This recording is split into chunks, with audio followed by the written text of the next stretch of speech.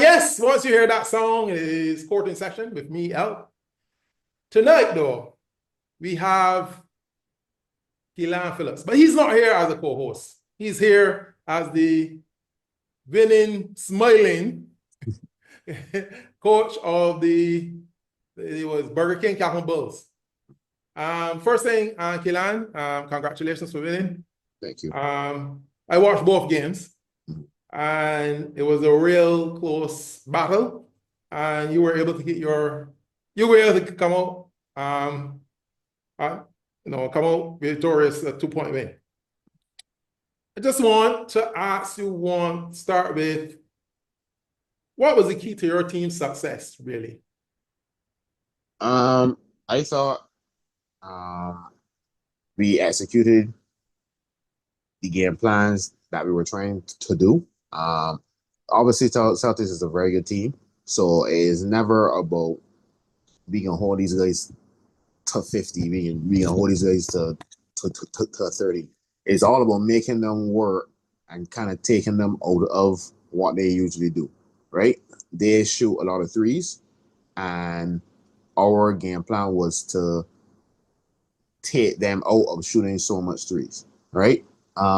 Was the game plan perfect all the time? No, because sometimes we gave up some wide open threes that we didn't want to, but it was to always limit what they like to do. If you can take away what a team likes to do, then it could go in your favor. No, as I said, Celtics are still good, so they can still score on the inside, but defensively, it was to make them not shoot as much threes as they usually do. All right. Well, I would like to let you know that they probably shot the best percentage they had for the season. Yeah. Because they think they shot 41% from three. Mm-hmm. Okay. Did you have to make any crucial in-game adjustments? Like, I know you say you had the plan, but did you have a main adjustment? And this is not trying to, let Celtics hear what you have to do or anything like that. Did you have to make any subtle changes? I noticed your thing was in for spring break. Kelan Alexander was in with spring break, and he was in. Yeah, and he started. So how did that work? Yeah, I don't really care if anybody hears what you're planning, to be honest. Hey, like if the film is out there, so I don't really mind. The thing with Chiron is that obviously he played with us 2 years ago, right? When he came in, and Melo's still in our group chats,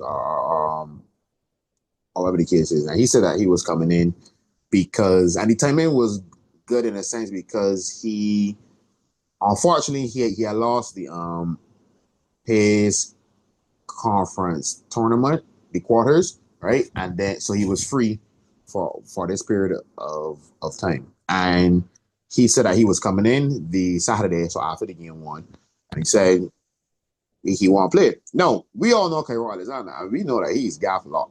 So he was like, all right, yeah, well, whatever. He just said that, right? And then I basically said, if he's really serious about playing, just message me. Thing. And he did.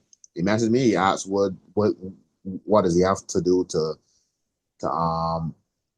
play. So I went about. I did what I had to do. Talk to AA in terms of getting the transfer, and he played. What I will also commend the team for is sacrifice, because they know Melo is a very good player, right? He would be coming in, and they would know minutes might be a little different, rotations might be a little different, and they were completely on board with it. Raheem told me, yeah, if you want me off the bench, that's cool. Drew said, if you want me off the bench, that's cool. Marsh tried to tell me, but I told him shut up because I don't know what he's trying to do. But yeah, so then I made the decision to start him. And Raheem was off the bench, and yeah, Raheem had some key moments in the fourth quarter too, defensively. Yeah, he had a key block. I mean, that looked like a pure layup. Yeah, he recovered. Then he had the offensive layup the offensive foul that he drew on Derany. Yeah. So it was all about sacrifice. Melo is we had a playbook kind of simplified, obviously for Melo, and yeah, and shout out also Rashi, who had his best game of the season, had 30 points. And Marsh is just Marsh. Yeah, I can get back to Rashid. Yeah. Well, a lot was made of the officiating. A lot was made by folks about officiating because I saw an Instagram post where one of the players said that the one of the referee should have been MVP. Unfortunately, he didn't look at his stats and see that he missed free throws coming out the end of the game that could have made the game a little closer. Well, but I will leave that alone. But they got some things that I wanted to show you. Personal fouls. Bulls had 22, and Celtics had 26. Both teams had a technical. So the technical will count as a foul. Yeah. So say it's like a 4 foul difference. Right? Both teams play fairly aggressive. So you expect that, that the foul. So I wouldn't, a 4 foul difference to me is not like horrible. Bulls had 51 rebounds, and Celtics had 41. Bulls shot 19 to 31 for 61% from the free throw line in a 2-point game. And Celtics shot 16 of 24 in a 2-point game. That is what? 20 free throws missed in between the two teams. Yep. And remember, the game is only 2 points. Correct. Right. Celtics shot 41% from 3, and Bulls shot 32, but Bulls shot 49% from 2, and Celtics shot 47. Now, I know a lot was made of refereeing, officiating, and all those things. How should I put it? I was a little disappointed about, both teams being, I talk about players now, appealing to referee, because once you play, two teams playing and playing hard, some can get, like you can get a lash that the referee can see. Yeah. Right? And you can get a foul that the referee thought he saw. But some of those happen. Yep. Right? But it happened on both sides. It wasn't really happening on one. Right? I was at the game. And it doesn't really make, I don't have a skin in the game. Right? So I look at the game basically from the statistics. I can't see how the officiating was the main concern for some. I want to hear your opinion. Yeah. First thing I was like, yeah, guys, we shot 19 to 31 from your line. Yeah, we gotta do better. It's as simple as that. Like in a 2-point game, we score. If we miss 12 and we score 7, and then we never know how the game goes. Obviously, it's not a direct. We score 7, we obviously just up 9. We don't know how the game could have gone if free throw thing. But like that does make the game easier. They're free, right? How much turnovers did we have in game? Right. So you had 16. Sorry, you had 17. And Celtics had 16. Yeah. And the turnovers anywhere between 14, 17 is roughly cool with me, especially considering that game went overtime. Right? So that's another thing that I always look at. You can ask the team what I always look at: the assists, turnovers, and free throws. Right? Then the next day, look at, did we out rebound them? Yes, we did. And if I'm not mistaken, Celtics didn't have a lot of offensive rebound. They only had 11, right? 11, I think. They only had 9. 9? Yeah. And they had a little bit or something in the first half. And that was a point of emphasis in the second half to not let them get much offensive rebounds, because that's how they get a lot of their threes as well, offensive rebounds and kick out. So that was a focus from the team as well. The officiating, I think, I'm real. And I know I'm not gonna get in trouble with this or whatever. Don't get fined. No, like I at first was I was noticing a trend for Bulls, right? And then I checked the stats. You know, I'm a big stats player too. So I went and I checked the stats, and I was realizing that if there was a team that had a gripe to complain about um officiating, Bulls possibly had a case. Like we were a team that was like first in points in the paint, but like second last in free throws attempted. Right, we've like second in 2 pointers made, and like Rashid didn't shoot in mid range.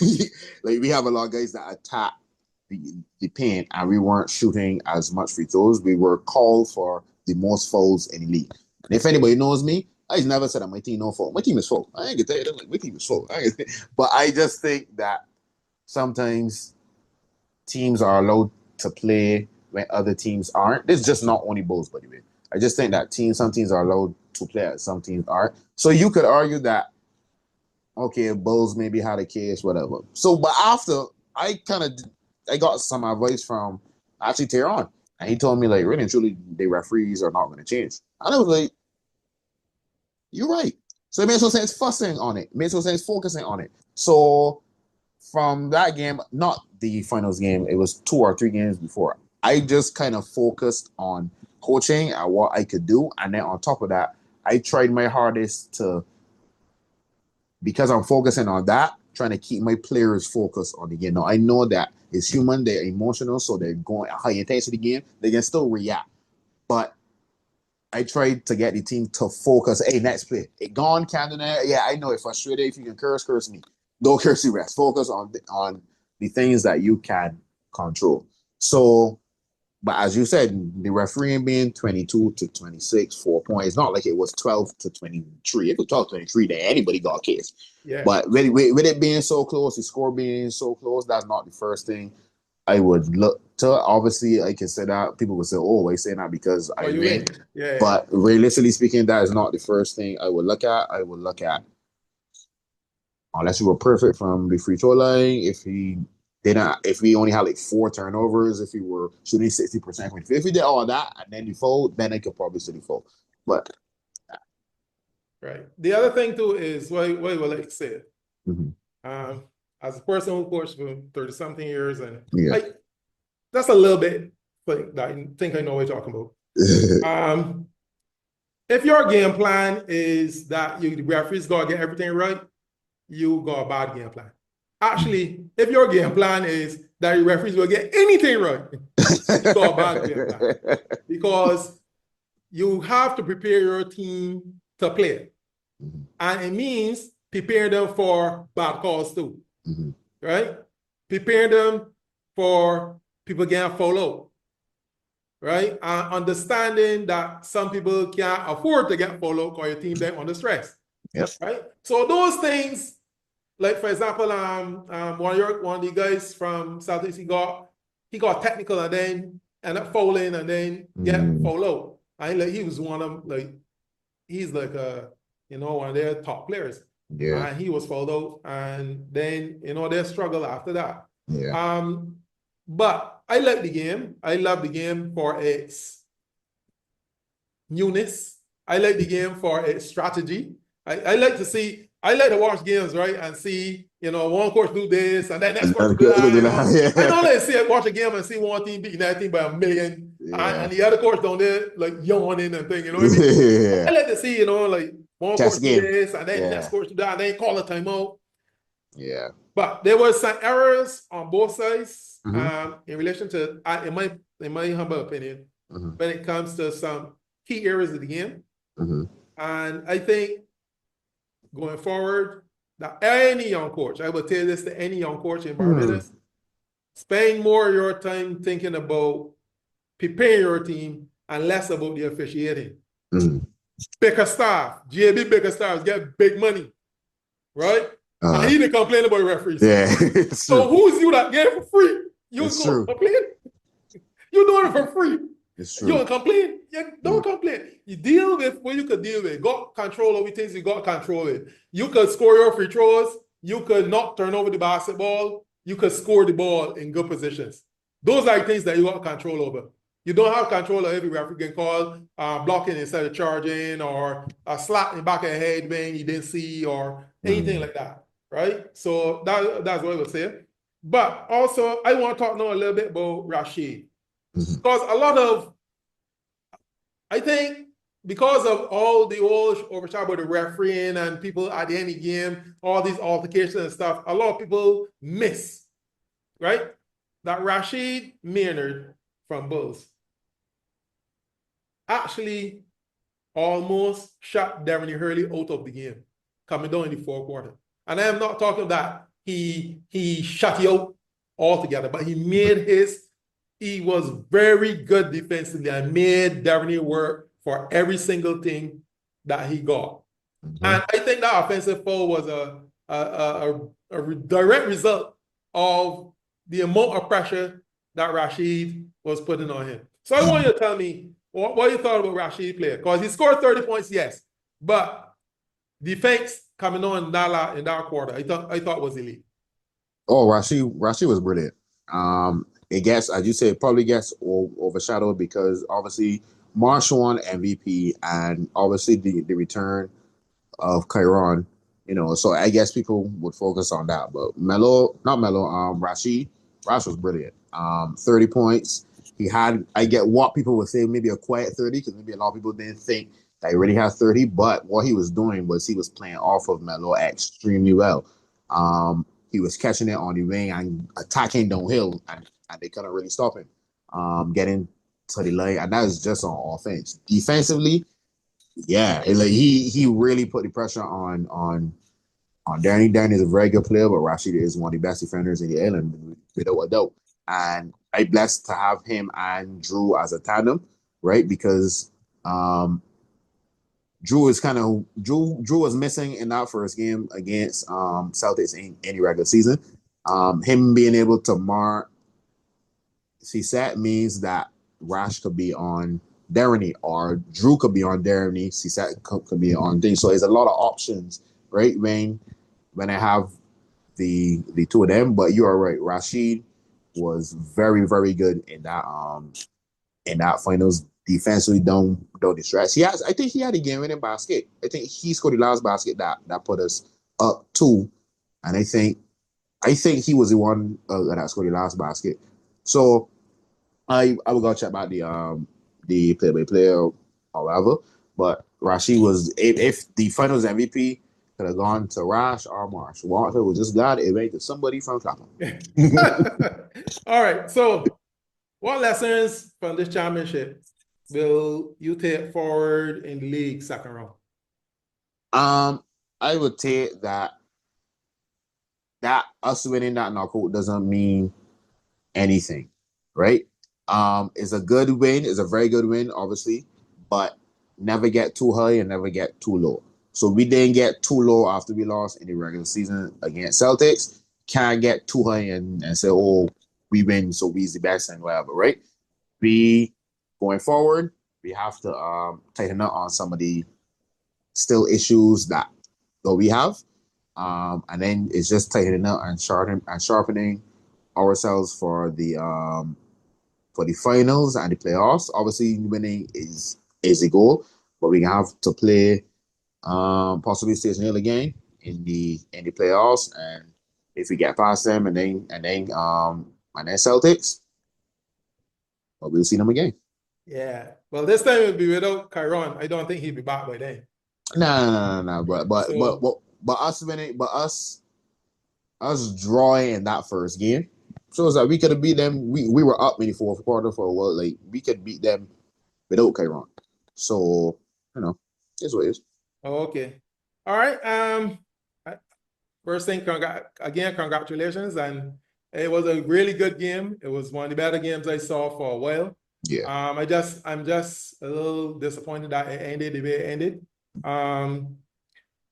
Before you go though, what about the format, the actual format? Because there was a lot of talk, some former players, some coaches talking about, this aggregate thing. And what do you think about the format? Well, if it didn't have this aggregate thing, you probably want to have two of the best games of the season by far. So it is I'm always open to change at least once. Like try it and see how it goes. And I like the fact that they kind of got rid of the one game quarters because it was gonna be against, for the most part, it's gonna be a really good team against a really bad team, and we don't want to see 2 games of that. We really don't want to see 2 games of that. So if it is gonna be 2 games finals, cool. The only thing that I would say, and this is something that actually we weren't even we were kind of surprised when it happened. I didn't know that. I'm not sure. I could be wrong. If BABA expected that it might possibly tie, but I didn't think that the tying it or anything meant that the game was done. I thought it would have gone into overtime and it decide at least a have any sort of margin, and then you would go from there. So if it was to change, the only thing that I would say is that even though it's a 2 game thing, let the game go in overtime and at least finish a half a minute. I agree with you. There are some other courses that he has a discussion. I agree with you as well. Yeah. Where they say that they don't mind a change, but don't defy the rules of basketball. Basketball games don't draw. Right? First ever draw in history. Right. So really and truly, just let the game play out, play the overtime. Whoever end up with the lead, and then goes from there. But I don't mind the aggregate thing. Yeah. I would just add that if the game tie, just let go overtime. Yeah. Right? I mean the first game, but obviously if it's the second game tie. Yeah. Yeah. Right. And that's a really interesting point because supposedly the first game was by 1, and then the second game was tied at the end. You up really up 1. Yeah, that would be crazy. Yeah, so really and truly, I think they're gonna make some adjustments to the I don't have a problem saying I don't have anything, but just make some adjustments so that you don't defy the rules of normal basketball. Right? That actually, that's actually a very good point. I didn't think of it in reverse. Like, if he was up 2, but then he gave him tie. Yeah, you really won. Game, that would have been. Right? That would have been. Yeah, that would have been. I can see where they were going to war. Yeah, but okay, yeah. Right. So I just think the BABA just need to make a tweak there. Say all games that come close, going in overtime. Yeah. Maybe first game or second game, going in overtime. Yeah. And then you add the aggregate. Yeah. Right? So that you won't defy the rules, the normal rules. Yeah. Right? Yeah, for sure. All right. Thank you very much. The winning coach of the Burger King Clapham Bulls. And you will put on your host hat next. I will be joined by Alan Pinder, and we will talk some NBA.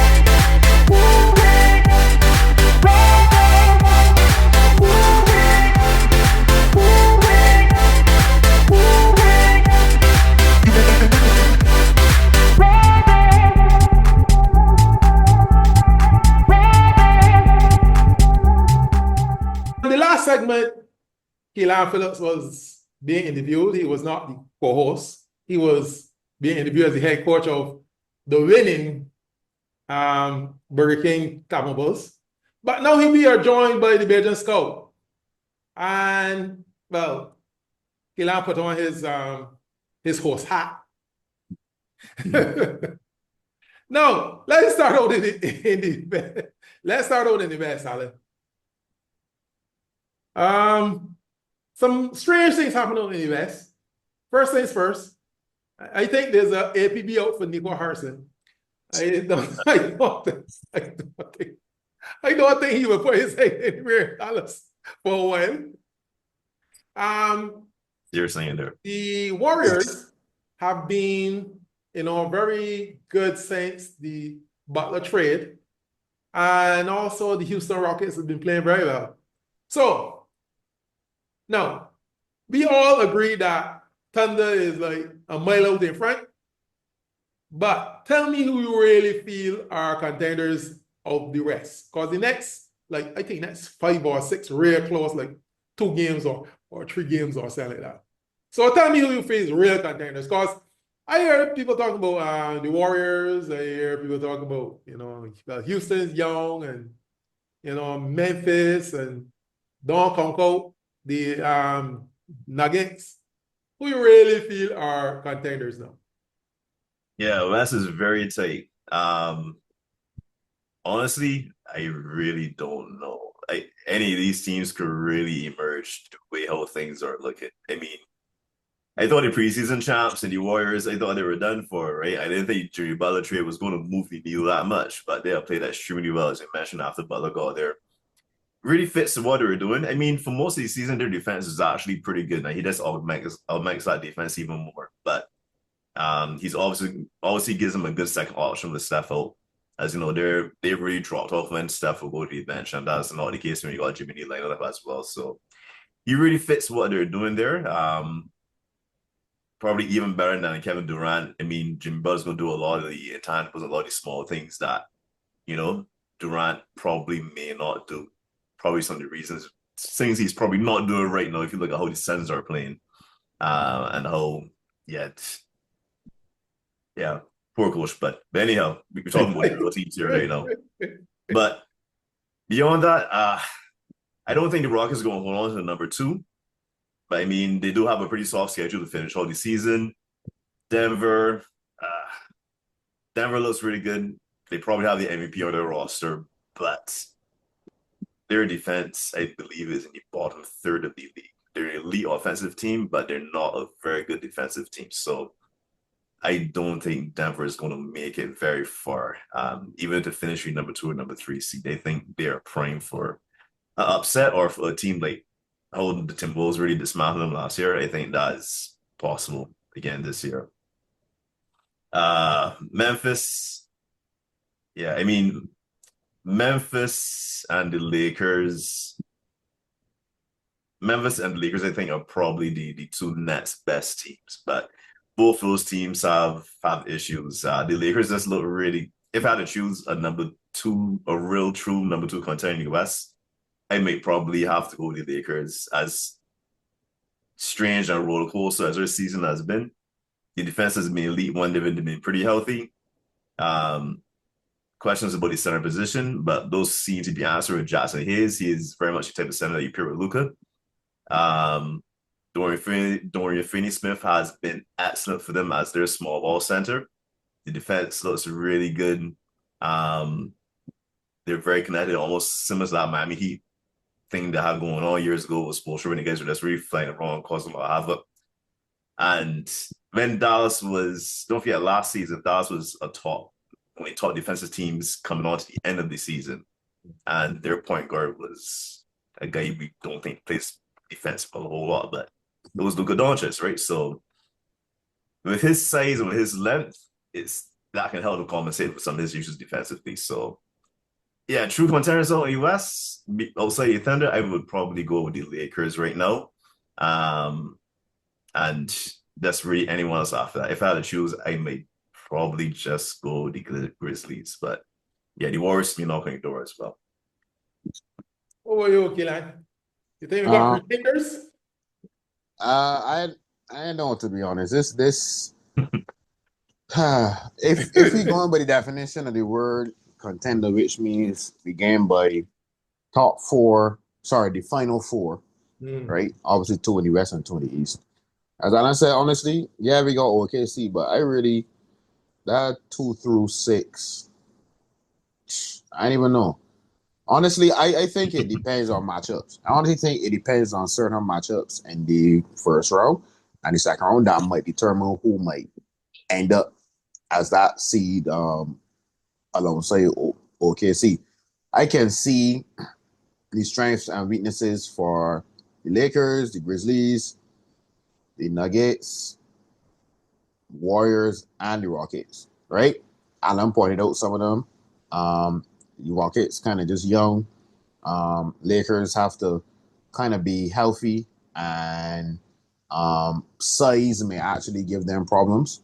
I'm actually interested. I know their defense has been pretty good with Jackson Hayes and Dorian Finney-Smith and Vando, but I'm interested to see how a team like Grizzlies now would give them problem, not give them problem, how they would look against the Grizzlies with Zach Edey, Jaren Jackson Jr., Santi Aldama, like those kind of long, big guys. So I wonder how that might look against them. I'm not the Nuggets, as Alan said, their defense is offense is obviously going to be great as long as you got Jokic, Maria, and MPJ. And then the Warriors. The Warriors is that X factor for me. Like, I don't know. I actually want to see Warriors versus Lakers too, because I know for a fact that Lakers used to give Warriors a lot of problems because of their size. They will have AD and stuff like that. That used to be problematic. But I'm interested to see how it looks now without AD, because now they're closer in size to the Warriors, right? And we think the Warriors defense, as honestly, has been good throughout the season, but with Jimmy Butler, it's been even better now. So I'm interested to see, because obviously with the Lakers going small, the Warriors can match that, right? They could be kind of similar. Like Warriors will have Jimmy, who can mark bigger people. We have Looney, who's not really a big center. He's like 6'9", so he could even deal with the Jackson Hayes. Draymond could deal with anybody, and they each have people who they probably want to target. The Lakers might probably want to target Steph, and the Warriors might want to target Luka, or not. And even if you don't want to target Luka, you probably target Austin Reeves. So I think that matchup might actually be really, really good. I honestly can't call that matchup in previous years. Adam Silver thinking that as well. I think in previous years, and TNT and ESPN. Yeah, I think in previous years I would have given a nod to the Lakers for sure because of the 80 factor. But I don't know, that is interesting. But the matchups, we can't really call it because, as you said, like one loss and you might drop from second to fourth, and then you might win again and you back in third, and then you might drop to sixth if you lose 2 games. Yeah. So it should be interesting. The rest is a bloodbath as per usual. Yeah, if the playoffs was now start today, OKC will play Clippers. I feel also they suit them. Houston will play Timberwolves, and you start getting dicey there from there. Yeah. Well, I'm not sure I'd call that sweet for the Clippers, because if Kawhi is healthy, no. Yeah, I care if Kawhi turned into the one in Toronto. No, that one in Toronto, though. Guess in a minute. I know you're talking about. if that is Toronto Kawhi, guess he get bye. If that's the claw on the SGA, right? I mean, James Harden seems to be finding his vintage form from Houston. No, I mean, yeah, that could get dicey. I think OKC would win. I think OKC will win, but OKC can win. I get a 1 game thing. Don't yet see. Houston will play Minnesota, and that will start getting dicey. Denver will have to play Warriors. Yeah. That is also dicey. And then Lakers and Memphis. I would get Lakers the edge over Memphis. Once but that's the one I'm interested to see because of the size of the Grizzlies. Yeah. That would be an interesting. Might be a little. If the season start, people got basketball to watch forever. Because it's true. Series, honestly, well, outside of OKC and Clippers, I don't really feel Clippers can give much of a challenge. But outside of that, I also want to watch those first 2 games to see though. Yeah, but what I will say is if Clippers get to that 7th seed, against Rockets, that could be a little different. Clippers could probably stay Rockets. I'm not gonna lie. So that's what could be interesting. But T-Wolves, who've won 8 straight games as the AFC, I guess you turned to know. I'm sorry. As much as I would love to think they've still got Julius Randle, so I know 100% sure. He has been playing better though. I Yes, will man. admit he has. It seems like he's actually I making think when it's decisions give better. Julius Randle a bad break though. Cheese on No, we her. don't. I think Julius Randle gives Julius Randle a bad break. I think that's what it is. I don't think They he gives must Julius they Randle. must score the basketball. I don't understand. I mean, yes, but like, okay. Okay, so that's the West. Then we look across by the East, and we got the same, well, not the same thing, but Almost. almost. So it looked like Cavs and Boston, like on a pedestal, and then you got Milwaukee, Indiana, Detroit, Atlanta, and Orlando. Miami is 9, and Chicago Bulls is 10. Now, a report came out this morning that Paul George will be going back to his podcast. I mean, Oh, he's done for this season. He's done for this season. Broadcast P returns. So he's returned to his former self as podcast P. And so they're basically out of it. So if the season finished today, Cleveland will play Orlando. Boston will play Hawks. New York will play Detroit. And Detroit basketball. Pacers and Bucks will play.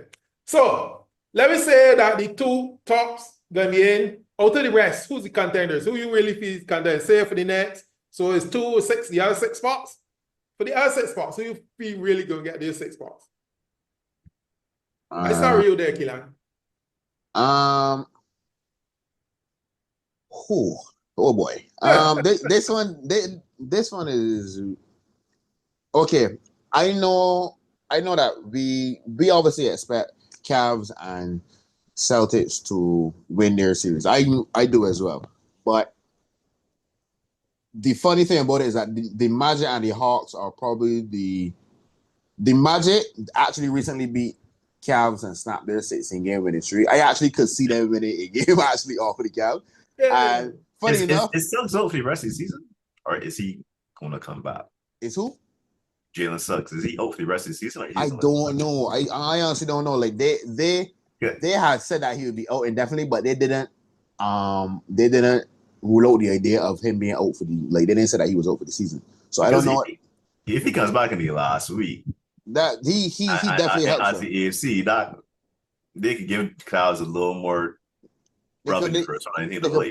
They could probably maybe sneak 2. I know that they could probably maybe get 1, but maybe 2. I still obviously think Cavs would get through. And then for some reason, I don't know. They saw the Hawks is just somehow just win a game in any series. Like it don't matter. Like they'd be so overmatched and still not get sweet. Like they're just like Trae Young would just like drop 40 in the game and they just win 1.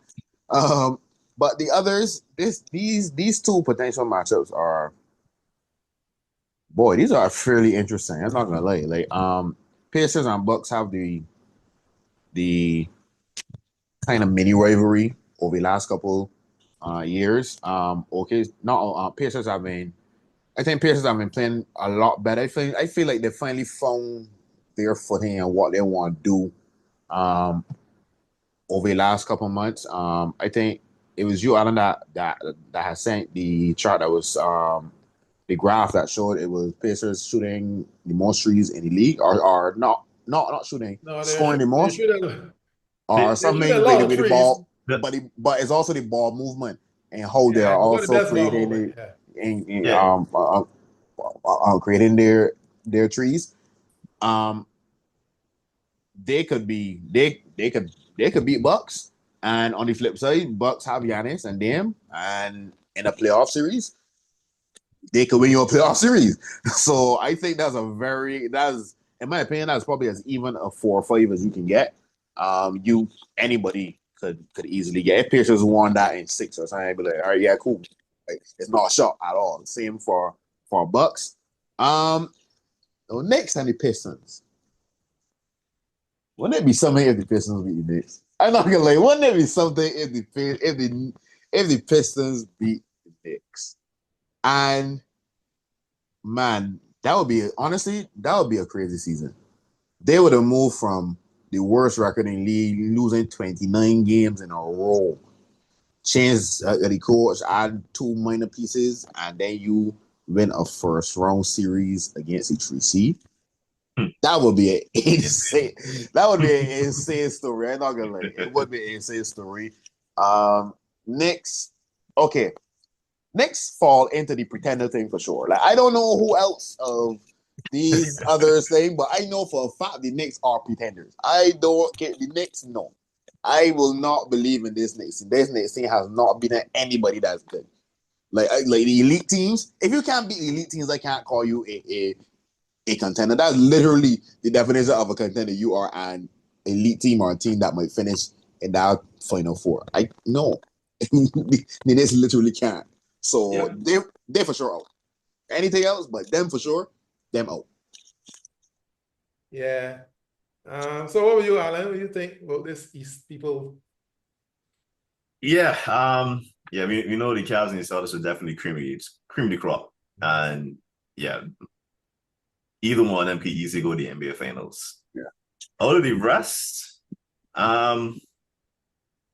like Kelan saying, I think the other teams are fairly even. The Knicks have the best record of all of them so far, but again, Knicks don't have the ability really to beat any top teams. They will have to hope that changes somehow in the playoffs. And the regular season is not indicative of what's been happening so far in the season, but the Bucks Pacers could really go either way, because I mean, SJ and Jokic are seen as the top 2 MVP candidates, but if you're looking for a number 3, it's probably Giannis is probably the 3rd best player in the league right now. So you got talent down your roster, and they do have some good pieces around them. They lost a lot when they traded Middleton. Unfortunately, Middleton just isn't healthy enough to be the type of player he was. Mm-hmm. Like I was saying earlier in the season, if Middleton can get back to who he was, I think Bucks could be a contender. But I think they did a good job by trading him, getting Kuzma. But I think it was just a matter of getting something for Middleton, because I don't think they were able to really get anything out of Middleton. But they can get a bit out of Kuzma. Porter's been decent for them as well. So, but very similar to last season, I think Indiana's probably a serious dark horse contender. Out of everyone in the East, I think when you look at their record of teams above 500 and record teams, the top teams in the NBA, the top 4 teams, I think they have the best record of this group. Oh, wow. Right? So they have the ability to beat good teams. Mm-hmm. But Indiana doesn't have the ability like Knicks to make sure they take care of bad teams. Indiana lost to Chicago last week. They lost to the Miami Heat. I think he had won 4 of the last 18 games and won those against the Pacers. So Indiana doesn't have the ability to really concentrate. So that could bite them in a playoff series. But they seem to get up to play big teams. And I will probably give them the best chance out of the rest to potentially get to that Eastern Conference Finals, potentially have an upset. But yeah, it's real dark horse chance. Pistons, I think they could get the Knicks in trouble. But yeah, I still think the Knicks would come through or something like that. And imagine, as we were saying, it's Suggs gets, but I mean, Magic was looking pretty good. Suggs goes down, and this team just really goes into your time. It seems to be catching the foot a little bit better now, but if Suggs actually comes back and he's in good form in the last couple of weeks of the season, I think they can give the Cavaliers a bit more of a run that they may be expecting. They're still very offensively starved though, so the Cavs most likely still beat them. But yeah, I think that could be an interesting matchup. So yeah, the best 2 teams are definitely the Cavs and the Celtics, but the next 2 I will probably go with Pacers, and I'll give the Knicks some credit and say the Knicks probably could. They might surprise us and find some magic in the playoffs and could potentially be, because the thing about the Knicks is that they have not been able to beat the Celtics, but on paper they should beat the Celtics. They have 2 wing defenders in Bridges and OG that should be able to match up well with Tatum and Brown. and it just hasn't worked. But yeah, I think they're gonna find something with Tone. Tone seems to be major weak spot in that defense, but he's so key to their offense. So yeah, a lot of questions only in New York. But yeah, it's gonna be interesting. We're gonna see how this season should be lots of fun. It should be interesting. But nowhere here. I'm talking about Miami. Yeah, some problem. Apparently, they got some problems in Florida, because Florida can't seem to play the offense at all. At all. These boys Orlando's struggling, and Miami struggling. Very much so. Orlando's struggling though. Orlando say they're big, their guy sucks out, but Miami struggling because the Butler trade, because he wasn't playing really. I mean, he was there, but he wasn't really playing. So what do you think? What was their problem besides, or do you think it's the Butler problem with Miami? But it seems that there's something offensive in my Florida. Yeah, I don't think the roster is quite good enough right now, man. It's just they need to rebuild. I mean, Hero has been excellent, obviously, but I think Bam took a slight step back offensively this year. I don't think he's shooting as well. Still great on defense, but yeah, Terry Rozier has been a bit of a disaster. I know there were high hopes for him. He came over. The team just needs to rebuild. I think Jimmy Butler kind of saw the writers on the wall, so realized that Ray can get anyone else ready to join the team.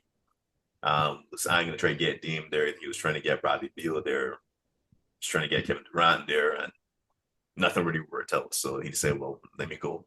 And yeah, I think they're probably gonna have to hit rock bottom. Wiggins is not that guy. He's not gonna be that consistent scorer for you. I mean, he had I think an ultimate body experience in that year with the Warriors, where they came in and he held them with that challenger. He was elite on defense, and he was really scoring by efficiently for them, shooting well from 3-point range. But he's always had consistency problems throughout his career, and yeah, I don't think that's a piece. He's not a piece I don't think they can lean on. He is kind of what he was with the Warriors by then, like a third, fourth option. And yeah, I don't really think the Heat really have a number one or number two option right now. Magic is kind of a similar situation to they were hoping KCP will help with their offensive woes, but I think they need a good, proper shooting option. I mean, if KD's going to be available in summer, I think he will actually fit really well with the Magic, because it seems like he's going to be available this summer. But I think they need that type of offensive player on that roster to go around those defensive homes. You have a good slash like Banchero and a good intangibles guy like Wagner. I mean, yeah, they're just missing one good piece, one good elite wing scorer, and particularly a good shooter. But that can really help them. Will they lose some people if they get KD though? They might lose some of that, True, but I don't think they would trade. I don't think they would trade for KD if it means losing Wagner or Banchero. No, yeah, and that means that anybody else then could be expendable. But do Suns want what they got left? Really? Honestly, it's not much draft picks. Suns picks to get them. Suns ain't really got much say in these things, Suns do a lot of nonsense. So them, KD won't be there anymore. Two things. The Miami Heat, as Alan pretty much said it, like the rosters are not that good. It's only so much that you can do with a roster. The roster this group hasn't had a training camp together. It's been pieces in and out. It's been a very up and down season for them, mostly down, but it is what it is. We didn't think the Heat were going to be contenders before the season, and as Alan said, their best bet is probably just get a high draft, even though they don't really work to the draft historically. They get Hero and Bam, but those are like late lottery picks. They don't already go all in the draft, like that. In terms of the Magic, here's a guy that I think would fit very well there. He recently got traded, so obviously, but Zach LaVine, I think Zach LaVine on the Magic would be perfect. literally perfect. Yeah. Offensively, the rest of the team can hide his defensive limitations at times. He's not horrible, but like they can hide any deficiencies that he has. He can work in the spots that Banchero doesn't, because Banchero works in the mid range. Zach LaVine is a very, very, very good 3-point shooter. I don't think people understand how good of a shooter he is. Like, he's really good, especially from volume. Like, he's a very good shooter. He can play off ball. I think Zach LaVine will literally be perfect for the Magic. I'm like, just put him right there, and just automatically their offense will just be elite.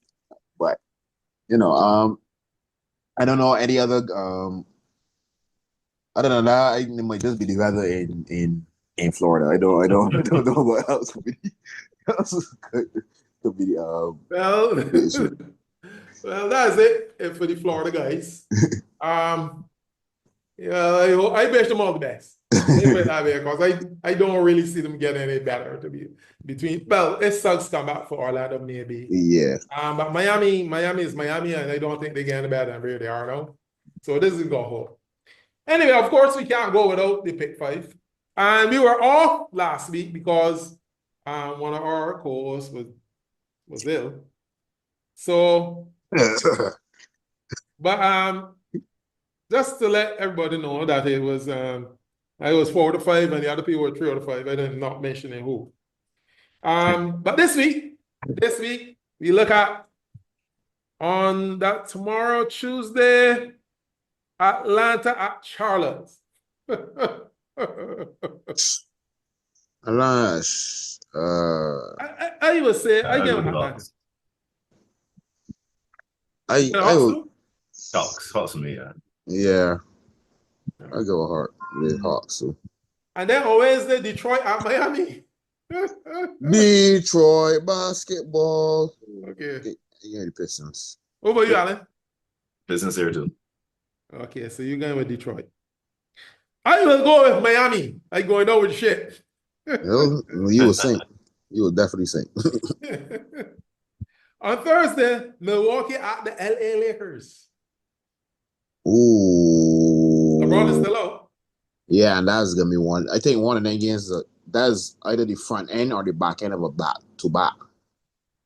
Because Lakers had a funny week in terms of things. They had a back to back with Nuggets and Bucks. Then I had a day off. Then they had a back to back with Suns and Spurs. And then they got a day off. And then they got back to back with Lakers, with Bucks and Nuggets. I'm not sure the order of the last Bucks and Nuggets one, but they have it rough. I probably I go the Bucks. You got Bucks. Oh yeah, man. Yeah, obligated to root against the Bucks, so go Lakers. So I'm going Lakers. I get Lakers too, obviously. On Friday is Boston at Utah. I could pencil in everybody for Boston. Well. Yeah, so what's the last match there? And the last one is Brooklyn at Indiana. I got Allen for Indiana. Put me down too. For Indiana. I got Indiana too. Yeah. Utah just basically got fined for tanking, so that's a hard sell without Celtics one. That's basically a free point for everybody. All right, so that's it for the pick five. But of course, before we go, we have the call game. So I'll start with you, Kelan. Who you call game on? I call game on the basketball gods, because I've never seen a incident or a trade happen that was so bad that we literally think basketball gods exist now. There's no way that we can dismiss the fact that basketball gods exist. Like, they exist. There is no way how in the month that you have traded for Luka, does the player that you trade for get hurt? Your franchise, the franchise guy that you traded away, is flourishing, because at one point he was winning, like they were on an 8-game winning streak or something. Your next star is out for the season, tears his ACL. Somebody brought their ankle. Somebody else is hurt. Somebody now brought their hand, and if certain people don't come back, they might have to forfeit games because they can't sign anybody else because they have to rely on players on the two-way contract, and you're only allowed 50 games, and some of the main games up in 3 games. So they literally will have to forfeit games.